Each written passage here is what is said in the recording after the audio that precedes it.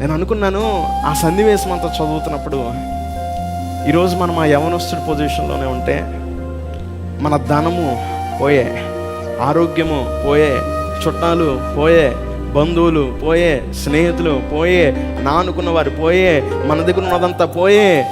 కానీ మనతో పాటు నిలబడిన రాజు ఒక్క అడుగు వేశాడనంటే పరిస్థితులన్నీ తారుమారైపోతాయి. నమ్మిన వారందరూ స్తోత్రాలు చెప్దాం ఒకసారి.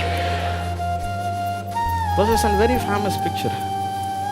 ఈరోజు మన జీవితంలో ఒకవేళ స్థితి ఇటు విధంగా ఉందేమో, చెక్మేట్ పొజిషన్లో, థ్యాంక్ యూ సో మచ్, ఇలానే ఒకవేళ చెక్మేట్ పొజిషన్లో ఉందేమో, ఆర్థికంగా విరగ్గొట్టబడి బంధాలు పాడైపోయి మనము కనిన కలలన్నీ సమాధిలోకి వెళ్ళిపోతా, మనం ఏదైతే నిరీక్షణ ఉంచామో, దేని గురించి అయితే ప్రార్థించి విశ్వాసంతో ఉన్నామో అవన్నీ అంతకంతకు దూరం అయిపోతున్నట్టు మనకు అనిపిస్తూ ఈ పరిస్థితులు ఒకవేళ ఉన్నారేమో, ఈ ఉదయకాల సమయంలో ఎవరైనా సేవకుడిగా మీ అందరికీ నేను తెలియజేస్తానమాట, అన్నీ దూరం అవ్వచ్చు, అన్నీ అయిపోవచ్చు, కానీ నీ పక్షంగా నా రాజు, మన యేసయ్య ఒక్క అడుగు వేసాడంటే తన కార్యాలు జరిగిస్తాడు ఆయన. స్తోత్రాలు చెప్దాం ఒకసారి బెకరగా.